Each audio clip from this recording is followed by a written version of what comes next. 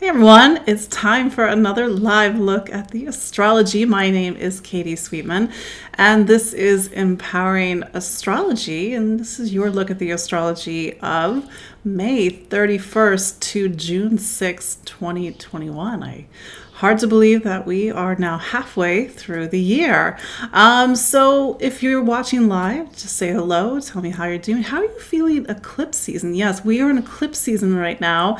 This season that happens every 6 months, like clockwork, and sort of tells us that it's time for things to switch around. And sometimes that switch is welcome, sometimes it's not welcome, sometimes it's a little chaotic.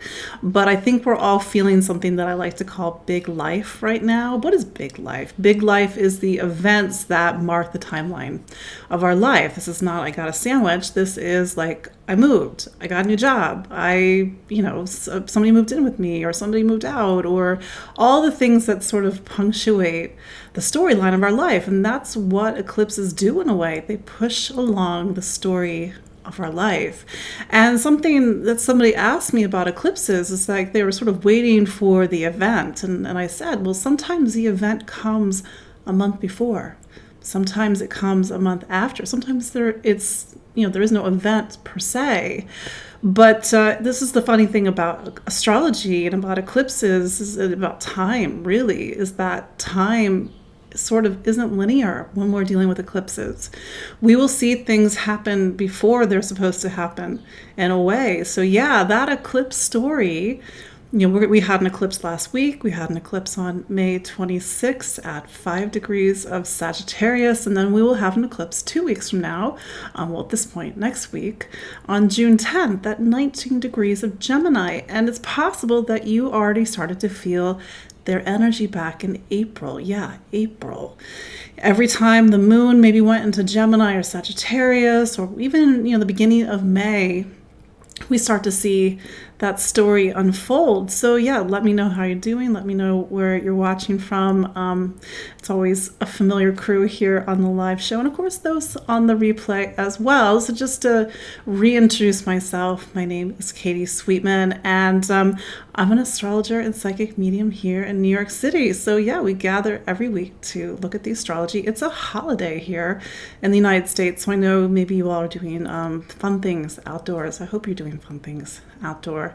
We had really terrible weather here in New York City Friday and Saturday and Sunday, so now some sunshine. So it's kind of very, symbolic of some of the astrology going on.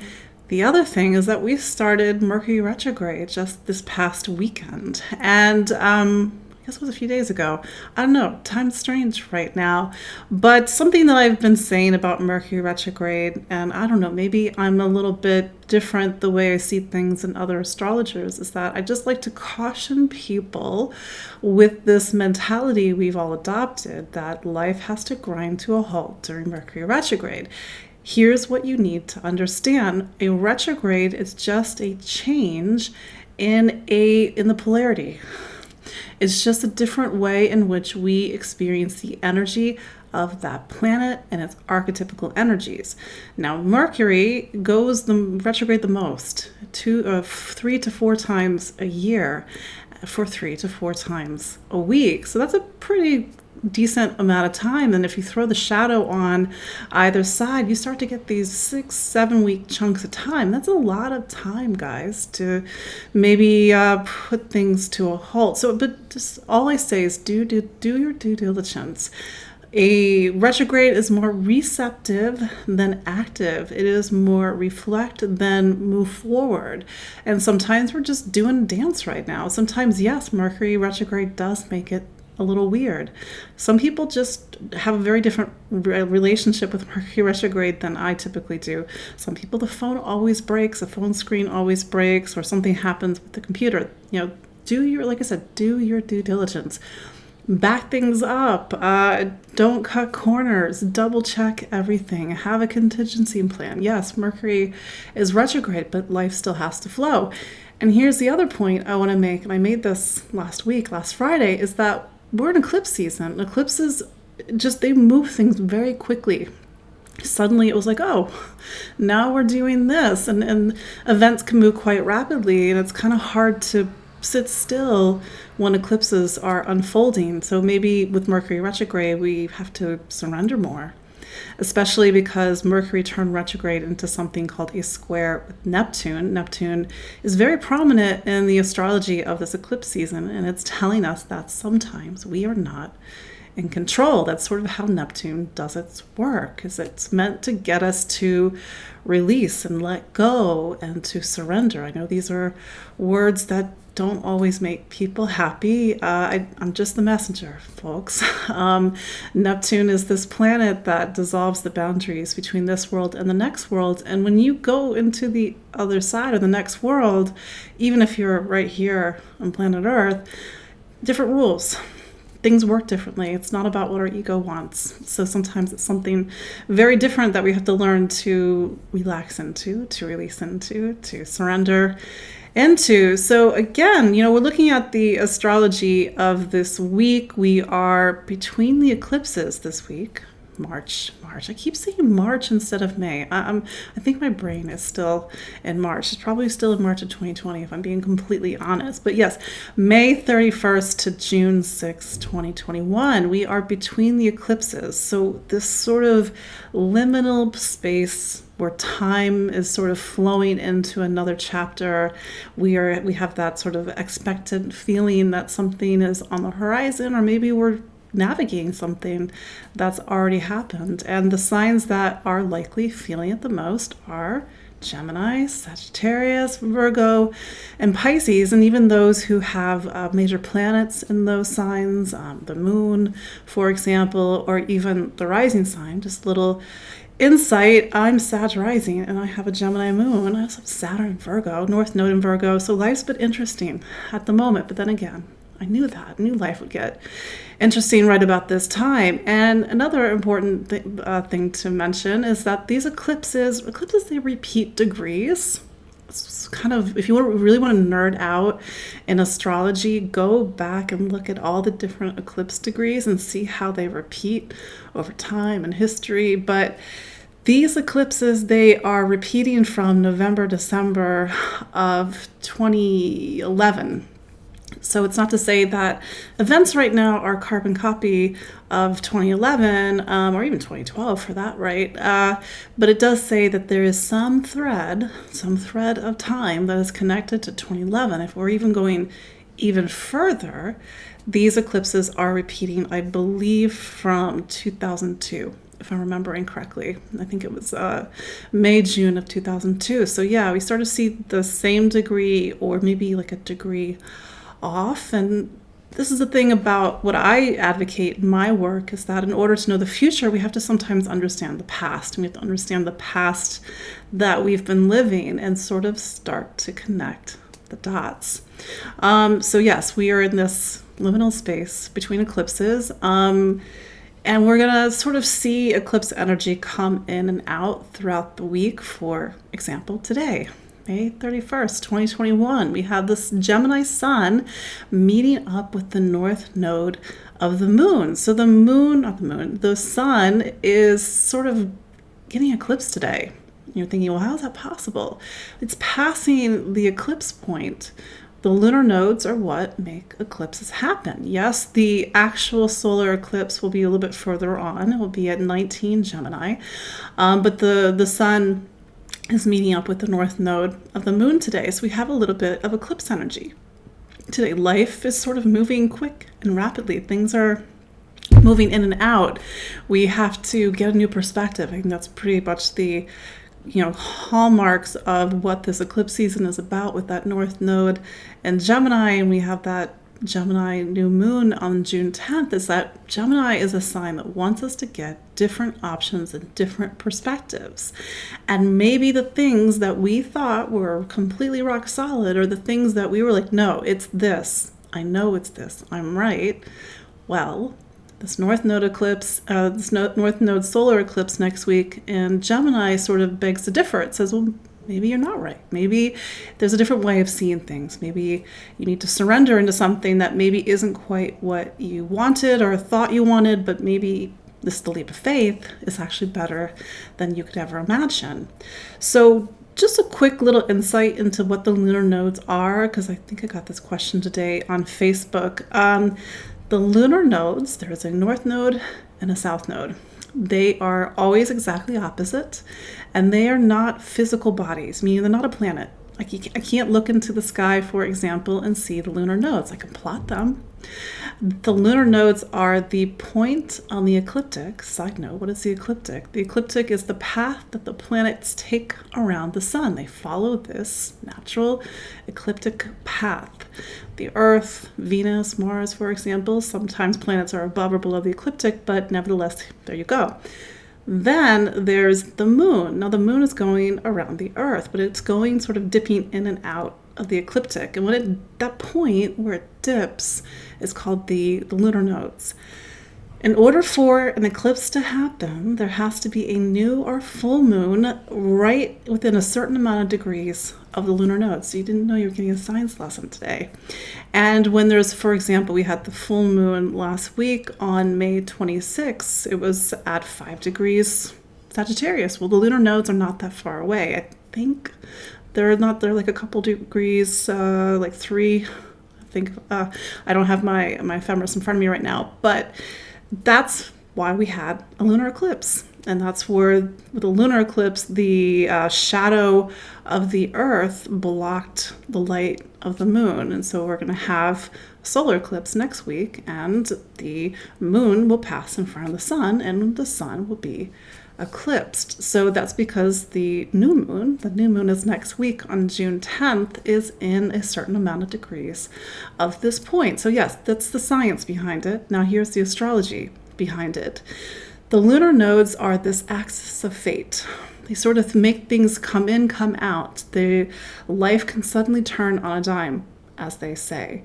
This is where you have events that feel fated. You meet somebody, you meet a partner, or something just kind of comes out of the blue, and you see eclipse energy around it. Eclipses aren't necessarily a bad thing. They're just plot devices in a way. You see eclipses around the time that people get married, or move in with somebody, or have a baby, or move across country, or get a job. So they really do talk about the larger milestones of life. The eclipses, Saturn, they sort of work in tandem in a way. So these lunar nodes, they're somewhere in your chart right now, meaning wherever Gemini and Sagittarius are in your chart, those two areas are getting eclipsed. They're getting eclipsed. And so those two areas of your life are changing.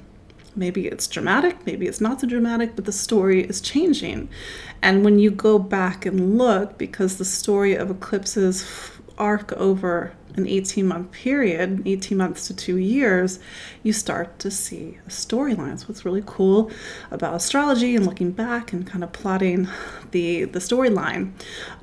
Here's the other thing I wanted to mention is that when you were born, the lunar nodes were somewhere in your chart in the sky, because the eclipses were happening in a certain signs plural, when you were born. So that area of your chart, this is your own personal natal lunar nodes. Sorry, New York's got some loud things going on.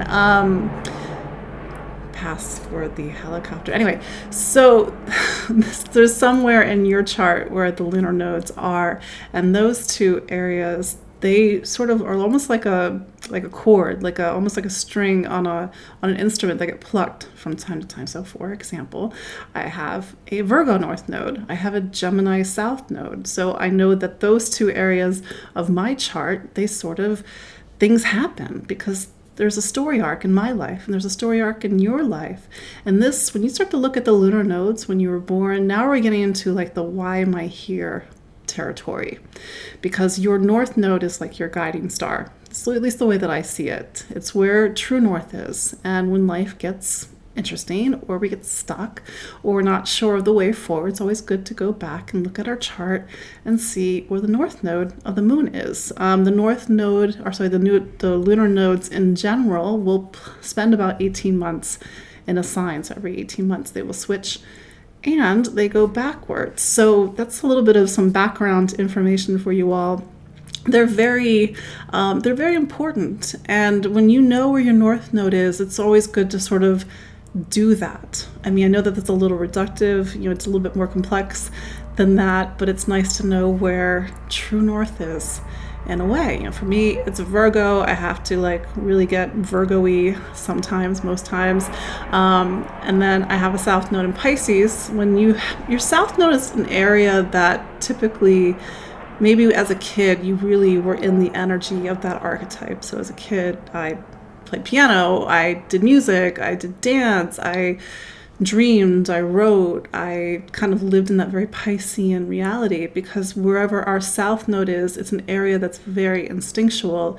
And as children, we run more on instinct. And if you believe in past lives, the lunar nodes can hint at sort of the past life journey that you've been on, sort of the archetypes and stories that you're learning to work through in this lifetime. So that's a little side note, because today the North Node and the Sun are conjunct in Gemini.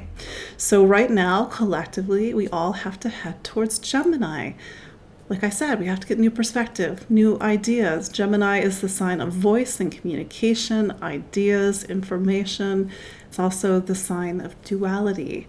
So it's a sign that is teaching us that life is about duality. There is light and dark. There is day and night. There is loud helicopters. There are not loud helicopters. And we have to learn to find the balance between the two. This is where Libra comes in, because Libra is also an air sign, and Libra sort of is that next step in the evolution of the air, what's called triplicity.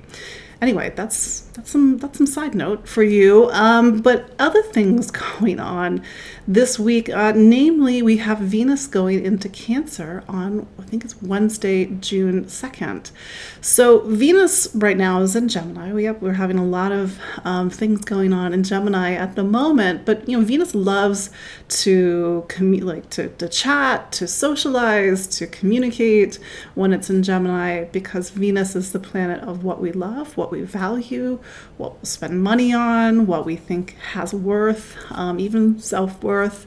It's also the planet of pleasure and relationships and socialization. So it's really a chatty and social place for Venus right now, but on Wednesday, June 2nd, it'll go into Cancer. So Cancer is the sign of home and family. It's sort of a shift for Venus. And I really think Venus has a lot of affinity with Cancer, even though in the traditional sense it doesn't have essential dignity in that sign. But I think Venus and Cancer, what does it love? It loves taking care of people. It loves a nice meal. It loves to feel like it has a sense of family and home, whether it's actual family, whether it's people who are like family. So there's a little bit of a shift that's starting to happen. We already have Mars in Cancer. We have Venus also in Cancer, which Cancer is a very different sign than Gemini. Gemini wants to get out there, wants to move, wants to be out in the world, travel. But when we get to Cancer, there's a sense of focusing on home and family, focusing on our nest, making sure our nest is feathered or are comfortable, or maybe we're making a nice meal for people that we love, or inviting people over, for example.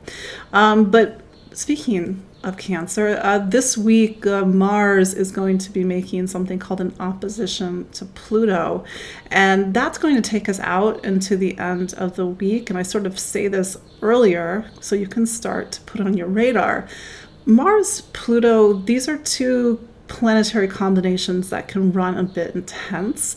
Mars is different than Venus. If Venus, it's what we love, what we value, relationships and socialization. Mars is action, bravery, courage, aggression.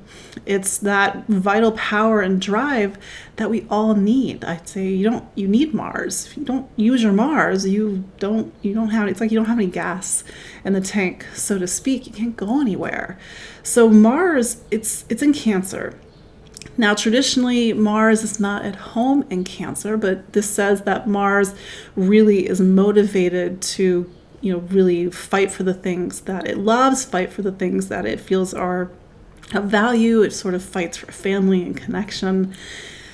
maybe even fights for the things that it has an emotional connection to, or even memories. So Mars then runs up against Pluto and Capricorn. It's what's called an opposition. Now, just a little side note, Mars and Pluto together, they're really great. You see it, for example, in the charts of athletes. So there's a power and there's a drive with Mars and Pluto, but this is a very emotional opposition. It's saying that something has to be reformed and transformed on an emotional level, because a structure, Pluto and Capricorn, it's not working anymore. The other thing is that Pluto is like a mirror. It holds a mirror to us, and it's maybe showing something to us that we don't want to look at. And that's just sort of the nature of Pluto. Pluto is what's called an evolutionary planet. It demands, I say demand because we don't have a lot of say in it, unfortunately. Even though I say the astrology is 50% and you are the other 50%, there are just some things we don't have control over. Now, we can still show up and do this Mars-Pluto opposition in our own way, or just let it run over us. But I think that Pluto is trying to hold a mirror and to show us something about ourselves, and this is an opportunity, yes, an opportunity to powerfully transform and reform something. So really see and be present with what's coming up for you this week in terms of your emotions. Mars and Pluto also have a reputation for being a bit volcanic. I'm not making any literal predictions about volcanism, but I mean maybe an emotion that has been repressed or unconscious suddenly bubbles up. There's your sort of volcano metaphor. Maybe you're releasing something. Maybe you're getting really angry at something. Mars is also anger. So again, just what is Pluto trying to show you this week? What is it from the past? Maybe it's family, maybe it's a memory, maybe it's emotions, maybe it's subconscious, maybe it's unconscious, because now we're talking about Cancer. So this is your time to really be present and to reform and transform something. And I think that here's the timeline for this week. Yes, we were talking about Venus in Cancer on Wednesday, June 2nd, but then the moon will be in, we'll have the first quarter moon, I think actually on the 2nd. We'll have the moon in Pisces. First quarter moon after an eclipse, things typically will gather around that degree or that day. So really see what's going on for you around Wednesday. Maybe you're going to get some more insights as to what these eclipses are about. And then I think it's on Thursday, June 3rd, if I'm remembering my astrology correctly, the moon goes into Aries, and then it really activates or turns on that Mars-Pluto opposition. We have an Aries moon going all the way into Sunday. So there's going to be a lot of hot astrology as we go into the end of the week on the heels of an eclipse, because we go into the weekend, we start to round out the lunar month, and then we're going to have a new moon solar eclipse next week. So normally when we prepare for the end of the lunar month, it's a time to rest, reflect, relax. And I think to some degree we're doing that, but we're also preparing for a solar eclipse. So things are not quiet right now. So I just wanted to put some things on your radar for this week. And let's look and see where this Mars-Pluto opposition is happening for you in the 12 signs. Some background information. Some of you may know this, and certainly if you're a client of mine, I talk about this a lot. Pluto went into Capricorn in January of 2008. I know you're like, why is she talking about January 2008? That's 13 years ago. I know. Pluto went into Capricorn in January 2008. It doesn't leave until March of 2023, goes back into Capricorn, goes back out in 2024. That is a long time for a planet to be in one sign. Now, Pluto's so far out in the solar system that it will spend 10, 15, 16, 20, 30 years in a sign. We're not going to see the part of Pluto's cycle where it's in a sign for 30 years, Taurus, Gemini. That's like 100 years from now. But anyway, Pluto wherever the Capricorn part of your chart, that area of your life has been in a state of really powerful reformation, transformation, demolition, rebuild, tear it all again, rebuild it again, since January of 2008. So even though I'm talking about this Mars-Pluto opposition in context to this week, we can't lose sight of the fact that it's kind of ticking into a story that began back in 2008. Yes, back in 2008. And if you are a Capricorn, you know exactly what I'm talking about, because life is not what it was like a decade ago, a few weeks ago, a few years ago. Everything is constantly in flux right now for Capricorn. And then Pluto will go into Aquarius in March of 2023, and then the fixed signs are going to have a lot of fun for like a decade. So anyway, that's for a future show. So Aries.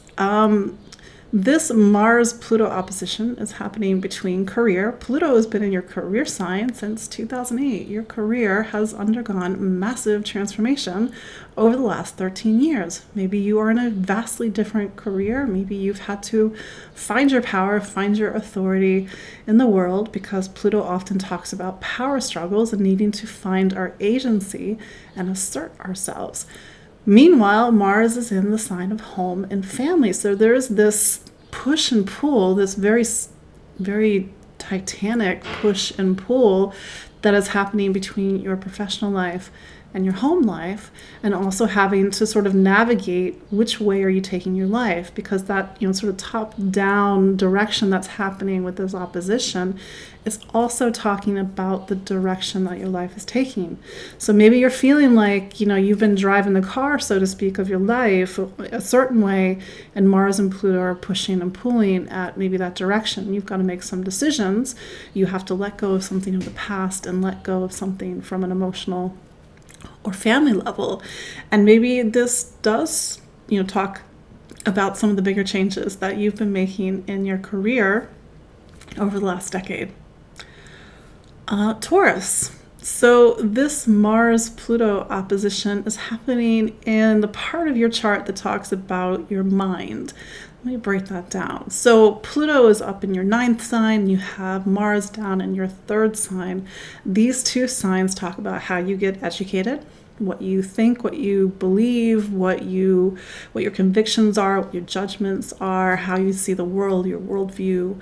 And Pluto has been tearing down and rebuilding your sense of like the world. Like, how do you see things? Well, you might see things very differently than you did way back in 2008. This is a time of really finding the power of the mind, but also looking at where you can sometimes get stuck in yourself, because Pluto is trying to chip away at a lot of old beliefs.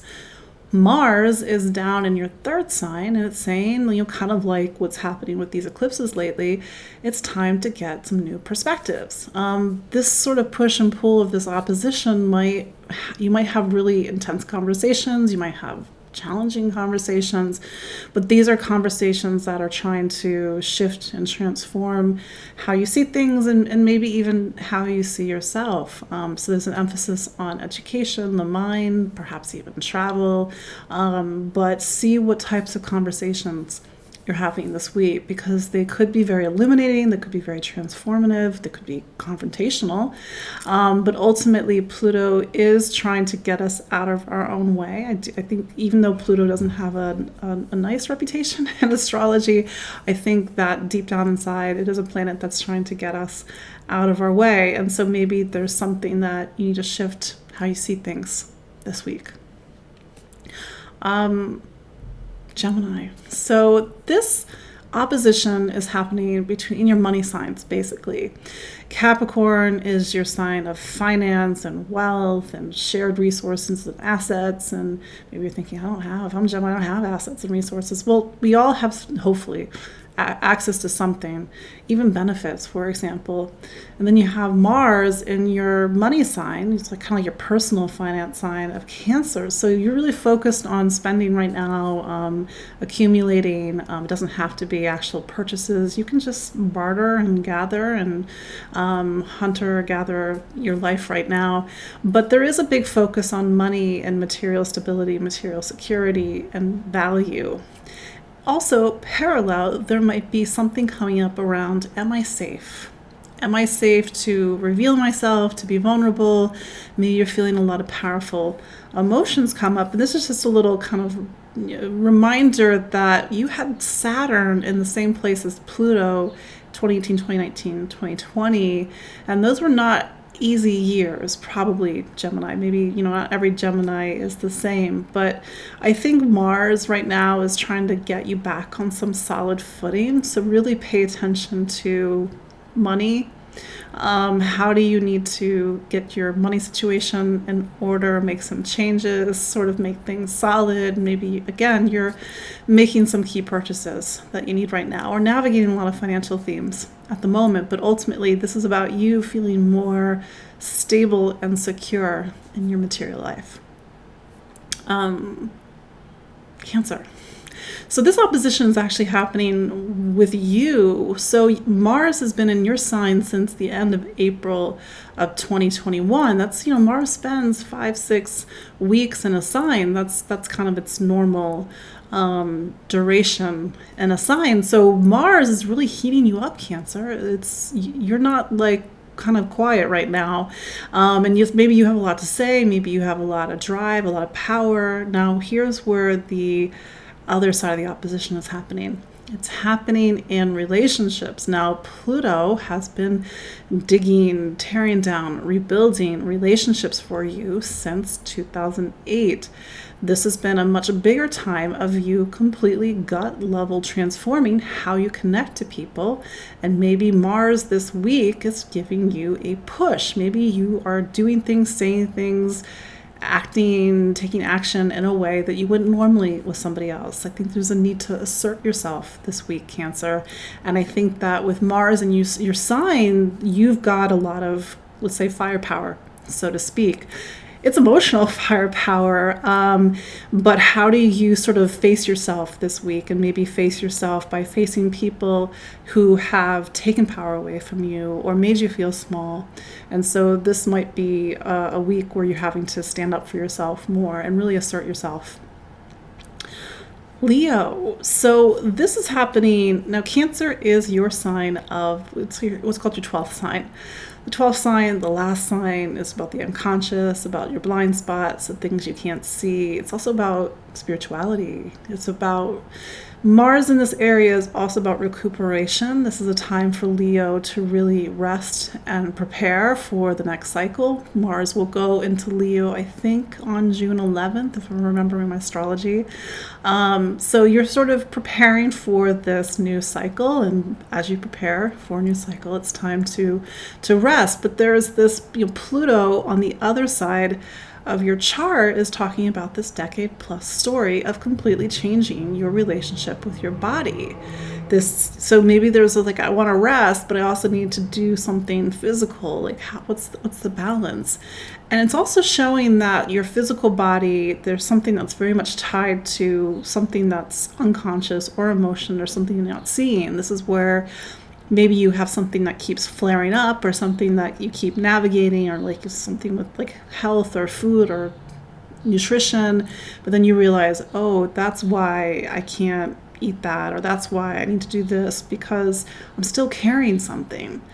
Because Cancer ultimately says that there is an emotional baggage. There's maybe even ancestral baggage, to be honest, or family baggage, because it's Cancer. And maybe it's not something you realize because it's in your blind spot. So this was also a great opposition to use positively to let go of addictions, to really transform, reform, and powerfully change your relationship with something that might not be for your greater health and wellness. Virgo. So Mars is in your sign of friends and community, but also in the sign that talks about the future. Meaning it's helping you and inspiring you to look outwardly and to kind of look towards your future. But also Mars is not, let's say social, or Mars is a little bit more individual. We'll put it politely, individualistic. Mars is individualistic, but it's in a part of your chart that is not individualistic. So how do you make friends right now? How do you navigate a disagreement with a friend? How do you connect and socialize with other people and still maintain your sense of self and maintain your agency? On the other side of the chart, Virgo is Pluto, and Pluto has been in your sign of you, creativity, self-expression, really taking yourself seriously, taking your talent seriously for the last decade. So this is a time where it's like you are navigating social situations in your community and your social circle, but there's also this growing sense of like, well, who am I? Who am I really? If you strip away everything, what remains? And maybe there's this kind of push and pull of trying to assert yourself or assert your personality or assert your dominance, and maybe you're just trying to have to find the balance with your friends or your community. So it might be this back and forth, but don't forget, Virgo, that this is, like I said, a decade of you really forging, honing, tearing down, rebuilding, tearing down again, and making you, I mean the real you, the powerful you. And maybe this is a week where that is coming up in your personal life. Libra. So Mars is at the very top of your chart right now. That talks about career. It talks about your place in the world. It talks about the duties and responsibilities that we all carry on a larger scale. And Mars is really heating up your professional life. Now, Mars doesn't do anything quiet, so maybe there are a lot of things going on in your professional life. Maybe you are using the motivation of Mars to take action in your professional life, to get a new job, to go after something you want. Mars is the hunter. For example, I know Libra, you're typically more of a gatherer, but Mars is really giving you a push right now. Wow, more helicopters in New York City. Mars is giving you a lift right now and a boost right now, but here's the other thing. You have Pluto down the bottom of your chart, and Pluto has been there for a decade. Pluto, in a way, has been completely gut level transforming the very foundation of your life, and maybe you've been navigating a lot of things with family, home over the last better part of a decade, excising things from the past and maybe things that don't need to be in your foundation. And so maybe you're using this Mars to go out there in the world, but you've got to make sure your foundation, it's like you're trying to climb high at the moment. If you're going to climb high, Libra, you have to make sure your foundation is rock solid. Pluto is going to perhaps show you where things that are not rock solid, but maybe you're using this to really push, reform, transform so that you can push higher or go after something you want in your professional life. Scorpio. So Mars is your planet. Mars is in Cancer. Mars is in what's called your 9th sign right now. So this is about foreign travel. I know it's a little bit difficult at the moment, but nevertheless, it's the sign of foreign travel, seeking, exploring, seeing the world. It's also the sign of truth and meaning and beliefs and even judgment for you. So this is a time when you're really feeling more emotional. Everything is sort of kind of hitting on an emotional trigger level, but it's also a time when you really want to get out there into the world. You want to see the world, even if it's not literally see the world. We can see the world in other ways. This is also a Mars that wants to stand up for itself, stand up for its truth, stand up for its convictions. And then you have Pluto down in your what's called your 3rd sign, and it's been there since 2008. And this has been a time of you really, more helicopters. It's Memorial Day weekend here in New York City, everybody.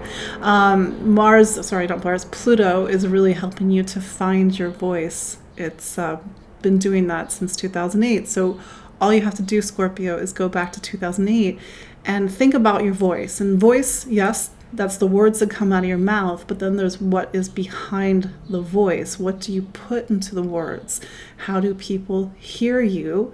And maybe this is a week where people need to hear you in a way that they haven't heard you before. Now, Pluto is also opposing you. It's opposing your planet, Mars. So there's something about you this week that could be shifting, transforming, forging, reforging, because you now have to take a big step up, Scorpio. Sagittarius. So Sag you have Mars in what's called your 8th sign. So this is a little bit of an emotional placement for Mars. It's in what I like to call the 8th room. The 8th room is this part in our astrology house where we have to go and face ourselves. So Mars has been in the 8th room since the end of April. So this is big emotions. You're feeling things deeply. This is about family. This is about the past. This is about legacies, legacies of the past. It could even be about secrets, because the 8th room is about where we hide our secrets, but also about intimacy and vulnerability. So this is a time where you've had to get really vulnerable, Sagittarius. That said, this is a money part of your chart, so this is a time to really think about wealth, or what's wealth, or like what we can feel like wealth, have access to things. So this is a time to really think about the bigger picture, like how do you strategize? Mars is a hunter. Like, how do you strategize? How do you go after what you want? How do you take care of your financial life? But then you have Pluto in your 2nd sign. So go back and think to 2008, Sagittarius. How has your money story, your personal income story, your sense of value and worth changed and transformed over the last decade? And maybe your sense of what the intrinsic value of things are, but even maybe your value has shifted in the last decade. As your value shifts, if your sense of your own self-worth and value shifts, it's going to transform how you can go out there and accumulate the things that you need, and also, of course, make yourself feel vulnerable to people. But this is a time where there's a big focus on money and finance and power and control, and who has it and who doesn't have it. And you're really trying to assert yourself and to find your way right now, Sagittarius. And like I said, Pluto has done a lot of big number on your wallet over the last decade. But the idea is that you know exactly what something is worth. At this point, we were 13 years into a 16-year story. And hopefully at this point, you know exactly what you're worth, Sagittarius. Capricorn. Sorry, I was almost went to Aquarius. Capricorn, this is happening in your chart. You're Capricorn. Pluto's in Capricorn. So Pluto's been in Capricorn since January of 2008.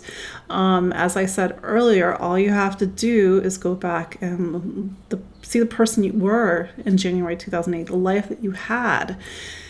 Mars is over in your relationship sign. So it's sort of heating things up in relationships. Now, when Mars is in that part of the chart, it typically is not quiet.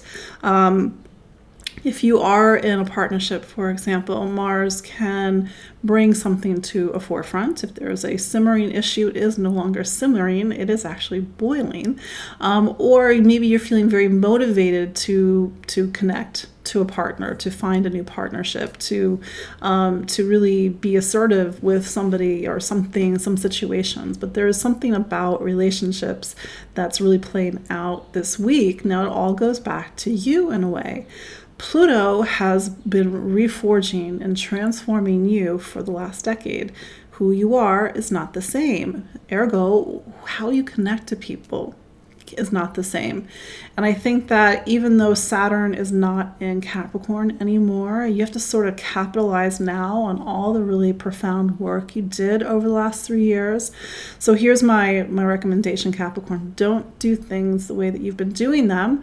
I guess I'm also speaking to Saturn square Uranus right now. You're also getting this what's called a square to Uranus all year long. It isn't about the status quo. So really find your agency, find your power, connect to relationships differently. Ultimately, these two areas of the chart are about finding balance and consensus. So you have to nevertheless still work to find balance and consensus this week. Aquarius. So this opposition is happening in totally went blank. It's happening in your sign of health and wellness, and also in the part of your chart that talks about your spirituality, but also your unconscious and your blind spots. So Pluto has been chipping away for the last decade behind the scenes. The Pluto has been in your 12th sign since January of 2008. I affectionately call the 12th sign of anybody's chart the God room, God, source, spirit, whatever you want to call it. But you've needed to do a lot of deep spiritual, psychic, internal reformation over the last decade. So there's a lot of, like I said, Memorial Day weekend here in Brooklyn, New York. Everybody's got their cars out, the helicopters are out, people are having fun. I'm indoors. Anyway, so Aquarius. So Pluto has been really transforming and opening up how you connect to source, how you connect to the deepest parts of yourself, and also how you work through your blind spots. And then Mars is down in your sign of health and wellness and how you take care of yourself. And maybe you're really feeling motivated to make some big changes in how you take care of your body. Mars in this part of the chart can also make you work a lot. It can be a little bit of a workaholic while it's in the 6th sign. So maybe you're working a lot. But I think ultimately this is for you to see a very powerful mind, body, soul connection that's unfolding this week for you. And maybe as you sort of open up your sense of who you are, like starting to see into those blind spots, you're going to maybe want to bring this newfound wisdom and knowledge, this internal wisdom and knowledge into your day-to-day life. And this can mean changes in your schedule or changes in your work or projects or changes in how you take care of yourself or the diet, your sense of diet, nutrition, and your life. So Mars is really motivating you to take action, to really put into play these changes that are happening on a mind-body level right now. Last but not least, Pisces. So this is happening in the part of the chart that talks about friends and community. You have Pluto that's been really reforming and transforming your social circle over the last decade. So this has been a time where you've needed to find your people, and maybe the people, air quotes, that you had back in 2008 are not the people that you have now. Pluto can be a little bit intense when it gets into social science. Maybe you've had to navigate different social situations, find your agency, your power, your authority. You also have Mars down in your 5th sign. So this is a time for you to really be you, to express yourself, to express your creativity, to assert your individuality.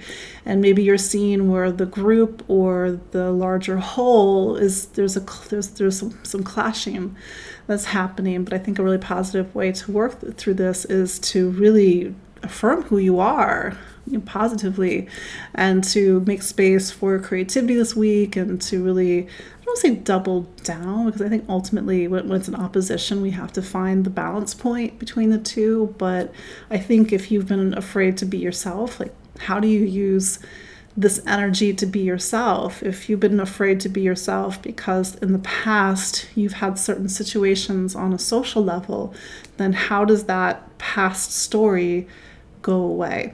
But nevertheless, this is a time when it is, in a way, have fun.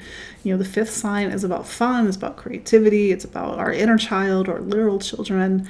But yeah, find you this week, Pisces.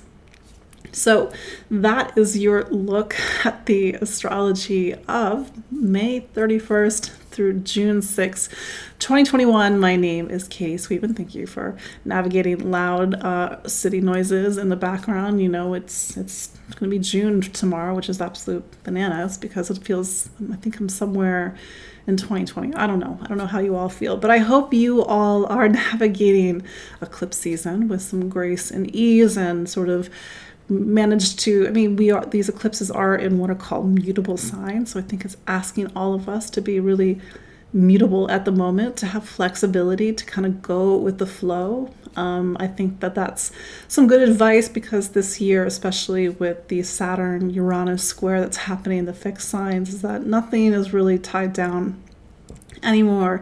The things that were kind of rock solid in 2020 or 2019, they're not so rock solid right now. So yeah, there you go.